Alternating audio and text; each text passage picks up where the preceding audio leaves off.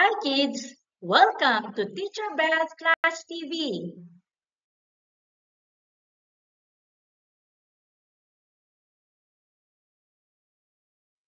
Ngayon ay ating tatalakayin ang tatlong sangay ng pamahalaan ng Pilipinas. Sa araling ito, ating matutukoy ang tatlong sangay ng pamahalaan ng Pilipinas at atin ring masusuri ang kapangyarihan ng bawat sangay na ito. Handa ka na ba?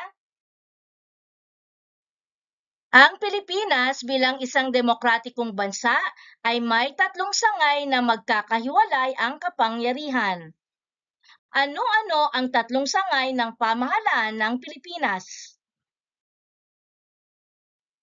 Halina at tuklasin natin ang tatlong sangay ng pamahalaan. Narito ang tatlong sangay ng Republika ng Pilipinas. Sangay tagapagpaganap o ehekutibo. Sangay tagapagbatas o lehislatura. Sangay tagapaghukom o hudikatura. Sangay tagapagpaganap o ehekutibo. Ito ay pinangungunahan ng Pangulo ng Bansa, Pangalawang Pangulo, Gabinete ng Pangulo, at ng pamahalaang lokal. Ang sangay na ito ang nagpapatupad ng mga batas sa bansa. Sangay tagapagbatas o lehislatura na pinangungunahan ng Kongreso at binubuo ng Senado at kapulungan ng mga kinatawan. Ang sangay na ito ang bumubuo ng mga batas para sa higit na ikabubuti ng mga mamamayan at ng bansa sa pangkalahatan. Sangay tagapaghukom o hudikatura. Ang kapangyarihang panghukuman ay nakasalalay naman sa Korte Suprema at mababang hukuman na kinabibilangan ng regular na hukuman at natatanging hukuman. Ang sangay na ito ay may kapangyarihang dinggin at lutasin ang mga suliraning may kaugnayan sa pagpapatupad ng batas. Muli, narito ang tatlong sangay ng pamahalaan ng Pilipinas. Sangay tagapagpaganap o executive branch. Ang sangay na ito ang nagpapatupad ng mga batas sa bansa. At ano nga ba ang tungkulin ng mga bumubuo ng sangay tagapagpaganap? Sangay tagapagpaganap o executive branch. Ang mahahalagang batas hinggil sa sangay tagapagpaganap o ehekutibo ay makikita sa Artikulo 7 ng ating saligang batas. Dito ay malinaw na isinasaad sa Section 1 na ang kapangyarihang tagapagpaganap ay nakaatang sa Pangulo ng Pilipinas. Ang Pangulo ang siyang may kontrol sa lahat ng mga kagawarang tagapagpaganap, kawanihan at tanggapang pampamahalaan. Siya ang nagpapatupad ng mga batas sa bansa. Narito ang ilan sa mahahalagang kapangyarihang taglay ng Pangulo ayon sa saligang batas. Nasa ilalim ng kapangyarihan ng Pangulo ang pamamahala sa lahat ng kawanihan at tanggapan ng pamahalaan. Maaari siyang humirang at magtanggal sa tungkulin ng mga pinuno ng mga ahensya at tanggapan ng pamahalaan. Tumatayo ang Pangulo bilang Commander-in-Chief o kataas-taasang pinuno ng Sandatang Lakas ng Pilipinas. Dahil dito, maaari niyang atasan ang sandatang lakas na pigilin o sugpuin ang karahasan, pagsalakay o paghihimagsik. Ang Pangulo ay maaaring magpalugit o pumigil, magpababa o magpawalang bisa ng hatol o ibinigay na kaparusahan. Maaari rin siyang magharap ng pambansang budget sa Kongreso ng Pilipinas. Ang Pangulo ay may kapangyarihan ding magpalabas ng mga kautusan o tuntunin bilang dagdag sa mga batas na gawa ng Kongreso. Ang ilan sa mga ito ay ang Executive Order, Executive Proclamation at Administrative Order. Katulong ng Pangulo sa sangay na ito ang Pangalawang Pangulo. Pinipili ang Pangulo at Pangalawang Pangulo sa pamamagitan ng pagboto ng Sambayanang Pilipino. Upang epektibong maisakatuparan ng Pangulo ang kanyang mga adhikain sa bansa, ay mayroon siyang kabinete na tumutulong sa kanya. Ang gabinete ay binubuo ng mga kagawaran na pinamamahalaan ng isang kalihim. Ang kalihim ay hinihirang ng Pangulo na kinakailangang may pagsang-ayon ng Commission on Appointments ng Kongreso. Ang kalihim ay nasa ilalim ng kapangyarihan ng Pangulo na maaaring mag-alis sa kanya sa tungkulin anumang oras. Narito ang ilan sa mga kagawaran sa ating bansa: Department of Labor and Employment, Kagawaran ng Edukasyon or Department of Education, Department of Tourism, Department of Environment and Natural Resources o DENR, Department of Agriculture, Department of Transportation, Department of Health or DOH, Department of Agrarian Reform or DAR, DSWD, DTI. Maaari ka bang magsulat sa iyong kwaderno ng iba pang kagawaran sa ating bansa? Katuwang rin ng Pangulo sa pagpapatupad ng batas sa mga lalawigan ang lokal na pamahalaan. Ito ang sagisag ng Pangulo ng Pilipinas. Ang sagisag ng Pangulo ng Pilipinas ay unang ginamit ni Pangulong Manuel A. Roxas noong 1947. Narito ang mga simbolo na iyong makikita sa sagisag ng Pangulo ng Pilipinas. Nakapaloob sa bughaw na bilog ang araw na kulay dilaw na may 8 sinag. Sa ibabaw ng araw ay makikita ang pulang tatsulok kung saan sa loob nito ay makikita ang larawan ng sea lion, ang simbolong ipinagkaloob ng mga Espanyol sa Maynila noong 1596. Sa bawat sulok ng tatsulok ay makikita ang dilaw na bituin na kumakatawan sa Luzon, Visayas at Mindanao. Sangay tagapagbatas o legislative branch. Ang sangay na ito ang bumubuo ng mga batas para sa higit na ikabubuti ng mga mamamayan at ng bansa sa pangkalahatan. Sangay tagapagbatas o legislative branch. Mababasa sa Artikulo 6 ng Saligang Batas ng 1987 ang mahalagang batas na nagpapaliwanag sa kapangyarihang ginagampanan ng sangay tagapagbatas o lehislatura. Sa Kongreso nakatalaga ang kapangyarihang magsagawa, magbago at magpawalang bisa ng mga batas. Ang Kongreso ng Pilipinas ay tinatawag na bicameral o iyong binubuo ng 2 kapulungan, ang mataas na kapulungan o Senado at ang mababang kapulungan o ang kapulungan ng mga kinatawan. Ang Senado ay binubuo ng 24 na senador na inihalal ng mga kalipikadong botante. Itinatakda ng Section 4 ng Artikulo 6 na ang bawat termino ng panunungkulan ng Senado ay 6 na taon.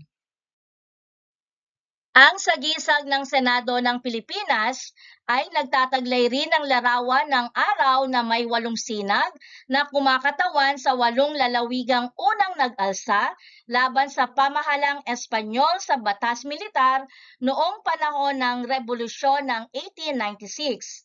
Ang 8 lalawigang kumakatawan sa sinag ng araw ay ang Maynila, Bulacan, Pampanga, Nueva Ecija, Bataan, Laguna, Batangas at Cavite.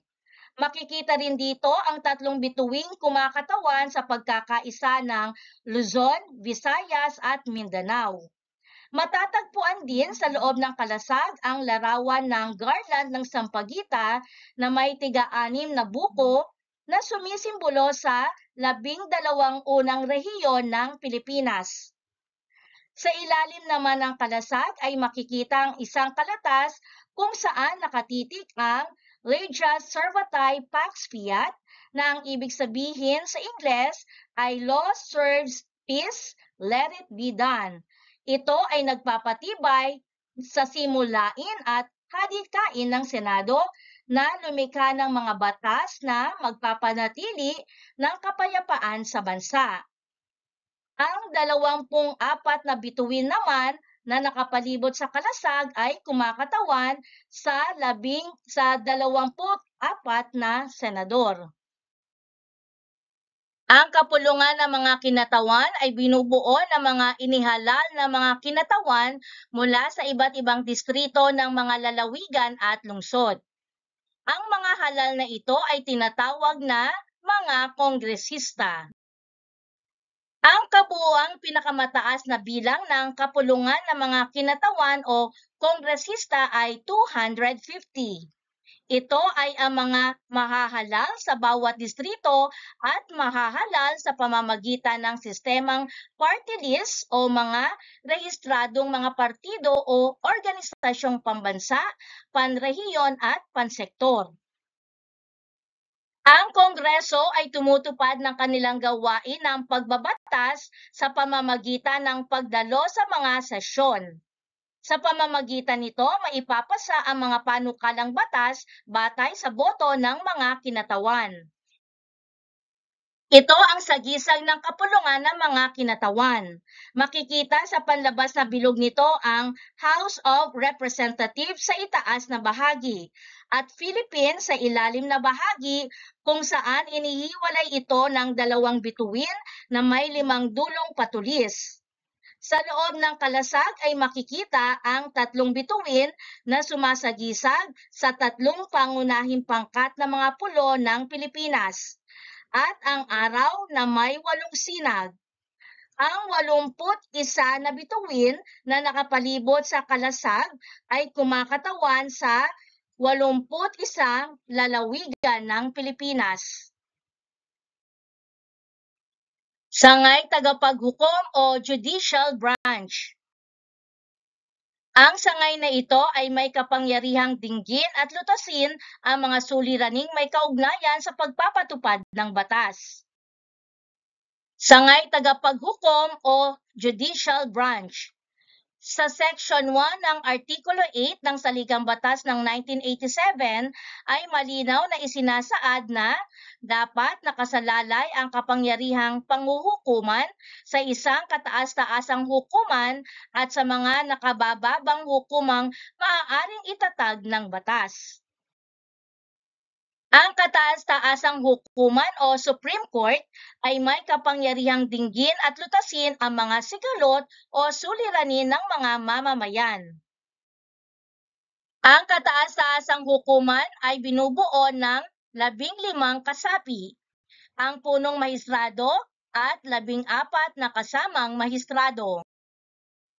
Sila ay hinirang ng Pangulo ng Pilipinas mula sa listahang isinusumite ng Sangguniang Panghukuman at Pang-abogasya o Judicial and Bar Council. Ang mga hukuman ay inaasahang malaya mula sa kontrol ng ibang sangay ng pamahalaan. Sa isang demokratikong bansang kagaya ng Pilipinas, ang kalayaang nabanggit ay mahalaga upang magampanan ng hukuman ang kanyang pangunahing papel, ang walang kinikilingan at mabilis na paggawad ng katarungan.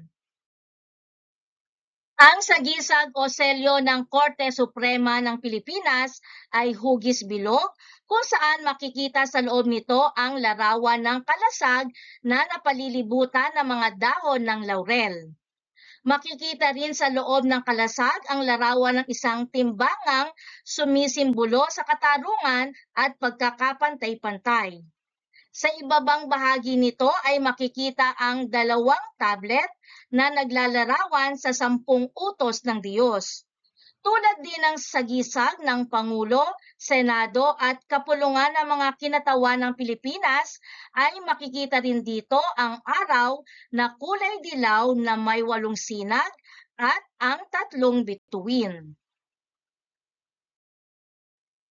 Ang simbolong ito ay kilala sa tawag na Lady Justice. Ang imaheng ito ay ibinatay sa isa sa mga diyosa ng mitolohiyang Romano na nagngangalang Hustisya. Simbolo siya ng katarungan at katotohanan. Siya ay nakapiring habang hawak ang timbangan at espada upang ipaalam na ang katarungan ay ibinibigay sa lahat, mayaman man o mahirap, nang walang takot at kinikilingan. Muli, narito ang 3 sangay ng pamahalaan ng Pilipinas.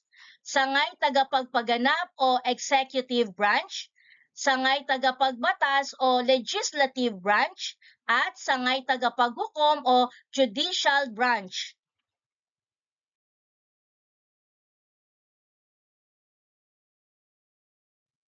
Abangan ang ikalawang bahagi ng aralin. Ito ay mga pagsasanay sa 3 sangay ng pamahalaan.